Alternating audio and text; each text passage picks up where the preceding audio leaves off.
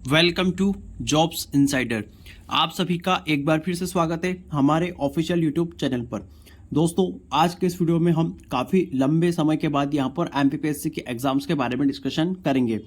MPPSC को लेकर माननीय सुप्रीम कोर्ट का एक निर्णय आया है, उसके बारे में डिस्कशन करेंगे। साथ ही हम यहाँ पर यह भी डिस्कशन करेंगे कि क्या 2024 में एमपीपीएससी की जितनी भी एग्जाम की पेंडेंसी है सारी क्लियर हो जाएगी। सभी एमपीपीएससी के कैंडिडेट जो रिजल्ट की आपाधापा में फंसे हैं उनको सरकारी नौकरी मिल जाएगी।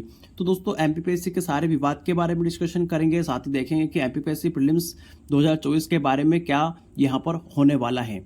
तो एमपीपीएससी के कोर्ट का अंतिम जो निर्णय है उस पर वीडियो को डिस्कशन स्टार्ट करें। उसके पहले मैं चाहूँगा कि साथियों, आप कमेंट बॉक्स में कमेंट करके आप अपना मत यहाँ पर जरूर बता दें कि आप इस फैसले से कितने सहमत हैं और आप क्या चाहते हैं यहाँ पर। साथ ही यह जरूर बताइएगा कि एमपीपीएससी प्रीलिम्स की तैयारी कैसी चल रही है। क्या आपको 80+ स्कोर करने वाला वीडियो यहाँ पर चाहिए, तो आप कमेंट बॉक्स में जरूर बताइएगा। तो चलिए साथियों, ज़्यादा विलंब न करते हुए वीडियो को स्टार्ट करते हैं। सबसे पहले देख लेते हैं कि किस तरह से चीज़ें यहाँ पर हुई हैं। तो एमपीपीएससी की राज्य सेवा परीक्षा 2019 की कानूनी लड़ाई खत्म हो चुकी है। अब सुप्रीम कोर्ट ने सभी प्रक्रिया सही मानी है।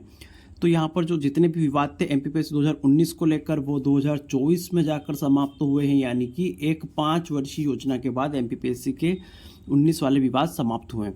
जो 398 उम्मीदवार को झटका लगा है वो एमपीपीएससी के पहले मेंस रिजल्ट में 918 उम्मीदवार में शामिल थे और इंटरव्यू के लिए पात्र थे, लेकिन रूल 2015 को लेकर उठे विवाद के बाद फिर आए नए सिरे से रिजल्ट में बाहर हो गए थे। तो मेंस का रिजल्ट रिवाइज हुआ था जिसमें 398 कैंडिडेट को यहाँ पर रूल को लेकर बाहर कर दिया गया था। दोस्तों, आपको बता दें 2019 वाली एमपीपीएससी में रूल अलग था, 2020 वाली एमपीपीएससी में रूल यहाँ पर रिवाइज हुआ था। तो उस रूल की वजह से यहाँ पर कैंडिडेट बाहर हो चुके थे। एमपीपीएससी की राज्य सेवा परीक्षा 2019 के बारे में बात की जाएगी तो दोस्तों, यहाँ पर जो एमपीपीएससी की सबसे चर्चित परीक्षा है 19, अभी कानूनी लड़ाई खत्म हो गई। सुप्रीम कोर्ट ने इस परीक्षा को लेकर डिटेल आदेश भी जारी कर दिए। अब इसी आधार पर हाई कोर्ट में लंबित याचिकाएं भी समाप्त हो जाएगी। सुप्रीम कोर्ट यहाँ पर दोस्तों अभिलेख न्यायालय, मुख्य अभिलेख न्यायालय है और सुप्रीम कोर्ट ने अगर जो निर्णय दे दिया है तो इस केस से संबंधित जितने भी दूसरे अन्य कोर्ट में केस है वो अपने आप समाप्त मान लिए जाएंगे।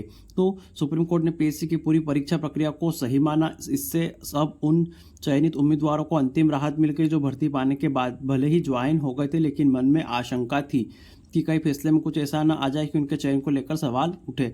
तो यानी कि जो 2019 में सिलेक्ट होकर अपनी नौकरी प्रारंभ कर चुके हैं उनके लिए कोई दिक्कत नहीं है, उनकी सारी समस्या यहाँ पर समाप्त हो चुकी हैं।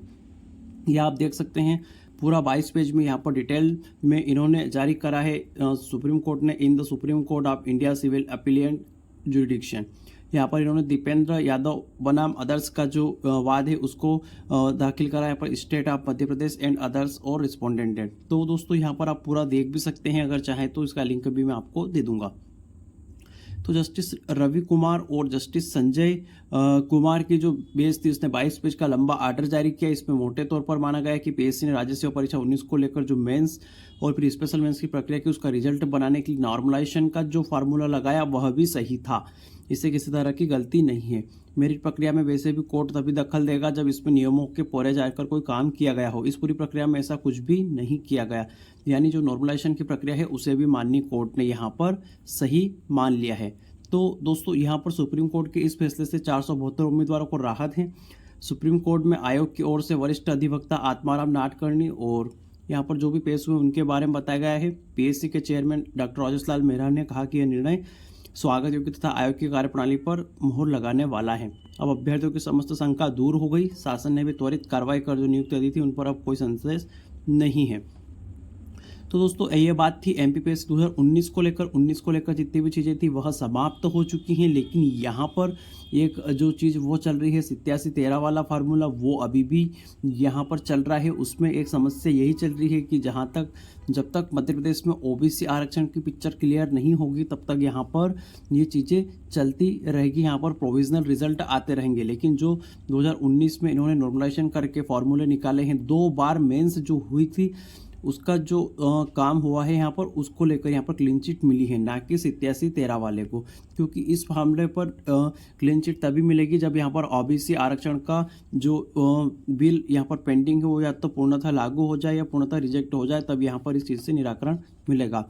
तो ये चीज़ें यहाँ पर एमपीपीएससी और अन्य रिजल्ट में यहाँ पर चलती रहेगी दोस्तों। और बात करें 2024 के एमपीपीएससी एग्जाम्स की, तो एग्ज़ाम आपकी टाइम पर रहेगी। इसमें भी 87-13 वाला फार्मूला प्रीलिम्स के रिजल्ट पर बिल्कुल बाकायदा लागू होगा, उसमें कोई वो नहीं होगा। लेकिन अब बात करें पीएससी के रिजल्ट की, तो दोस्तों पीएससी के जो रिजल्ट है वो अब सारे टाइम पे आएंगे, क्योंकि यहाँ पर अब सुप्रीम कोर्ट का सहयोग भी एमपीपीएससी को मिल गया है। तो रिजल्ट तो वैसे भी टाइम पे आ ही रहे हैं दोस्तों, लेकिन ज्वाइनिंग की समस्या यहाँ पर हो रही थी। अब ज्वाइनिंग वगैरह सारी चीज़ें बिल्कुल टाइम से होगी, और यहाँ पर मुख्य परीक्षा का रिजल्ट, इंटरव्यू भी यहाँ पर टाइम से आएगा।